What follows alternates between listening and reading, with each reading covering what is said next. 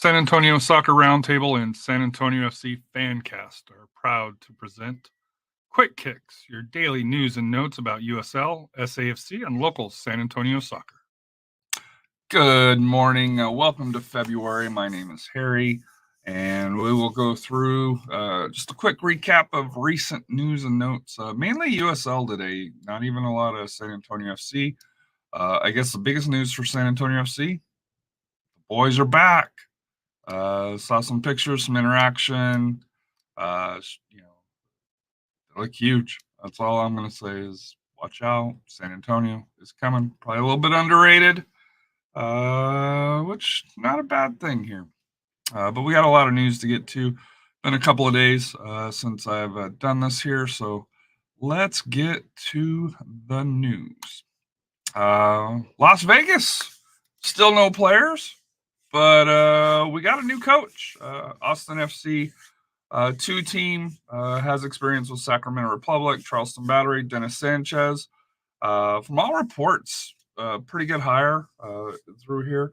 So I would expect to start to see some player movement coming in soon, but we will see here. But good to see with the new ownership, Jose Batista bringing in a nice young coach with Dennis Sanchez to lead the Lights.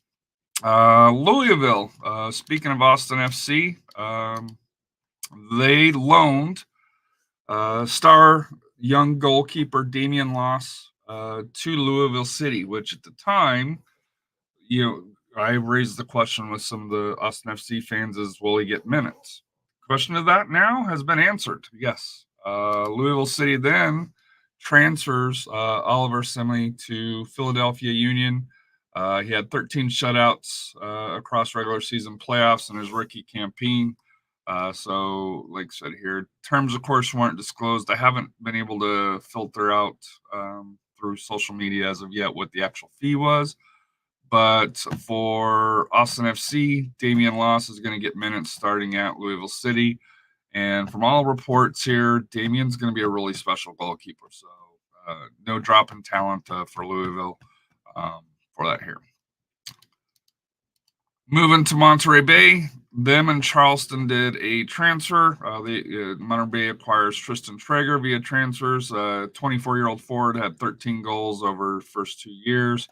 Monterey Bay's new number 9. For that, of course, did not release what the terms of it were. Looks like he's a semi-local kid from a native of San Clemente, California.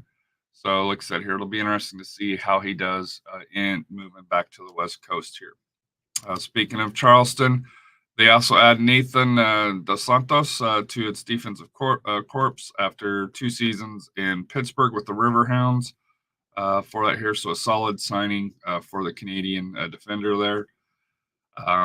56 appearances for the Hounds, 3 assists, regular starting, 54 clearance, 38 interceptions, 26 tackles, and 115 duels won in 29 championship games in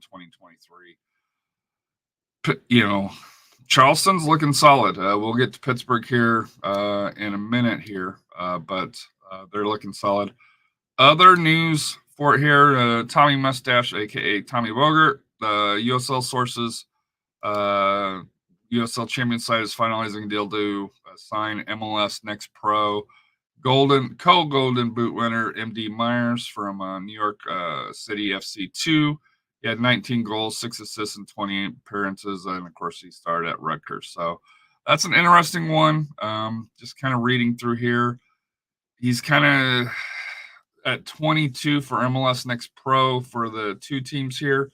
If they don't feel like you're going to make the jump to the first team, 22, 24 range, they'll typically let you go for that here, which seems kind of odd, but to give him to me, it's not necessarily a bad thing because it gives him a higher level to be able to push his talents forward for that here. Going back to Pittsburgh, they've got an interesting style. They're signing a bunch of young kids this year, and by kids, I mean, people coming out from college. They signed midfielders Jackson Welty and Bradley Sample, 2 one-year deals with club options for 2025. for that here. So like I said here, both midfielders, both obviously played in the ACC for that here. So Pittsburgh's retooling. Coach Lilly, you never say, hey, they're going to take a dip, because I won't lie, I've said it a couple of times, and well, they always seem to figure it out. So for Pittsburgh, going with a real young lineup, so we'll see how they do. I do expect them to drop back. I don't expect them to win the East title like they did last year, but like I said, I'm not sure if they'll be able to go as deep. Detroit City signs veteran goalkeeper Carlos Saldana. Worked with the past 2 seasons with new head coach there in Detroit City. Mostly going to be a backup, I would expect, to Nate Steinwasser, but a solid goalkeeper, leadership as well, that will be pivotal in Detroit for that here. Unfortunate news, Mikey Lopez from down in the valley here in South Texas, unfortunately ruptured his Achilles tendon. He'll be sidelined for most of 2024. What's really bad about this is last year he had a injury as well that put him out of action at the start of the season. He came back towards the end. For Mikey, real tough, former San Antonio FC player. As well, plays with Birmingham right now. He has 125 appearances for the club across USL Championship, regular playoffs, third most behind there. But tough news for Birmingham Legion. But on the bright side, they did add Finn Callaway as a USL signing. A 17-year-old British native, completed at youth level for Alabama FC. So always a good thing to add local kids here to the roster here as academy. So that way you don't affect their college eligibility. Indy 11 did the same thing with 5 academy signings for the new season, and then San Antonio FC typically does that as well. Typically they signed goalkeepers Creighton Crawford and Hayden Vasta, defender Logan Needlinger, midfielder Nicola Evick, and forward Benji Chavaria joining the sign here. And of course, all 5 players are able to train and compete in USL Championship and Open Cup while retaining their NCAA eligibility as amateurs for that here. So through there.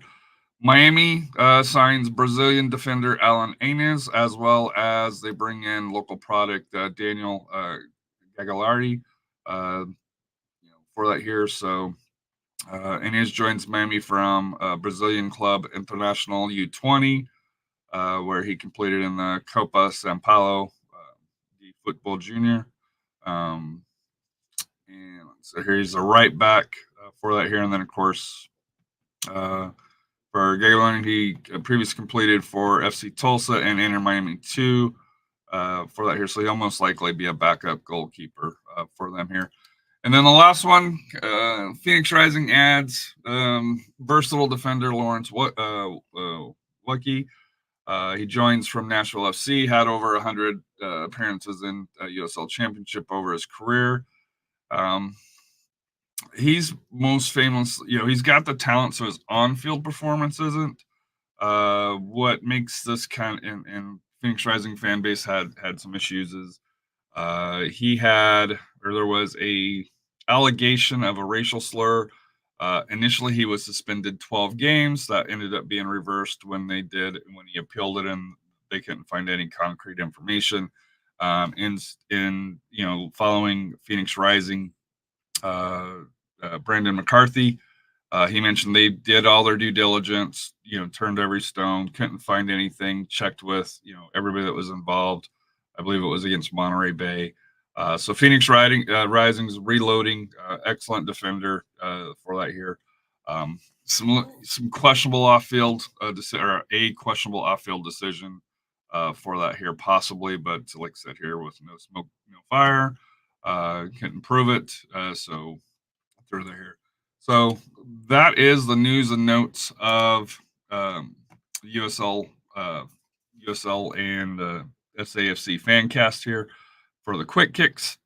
Depending on how much news comes out, because right before the season, there's a little bit of a lull, and then we'll start to see signings come in as we get closer to the season. So if there's only 1 or 2 signings, I may not do it, but we'll kind of weigh the news and notes on there. But hope everyone has a great day. Enjoy today's Thursday? Yeah, today's Thursday, February 1st. Support your local soccer if there is any. I know here in Texas and other areas there's a lot of high school soccer going on.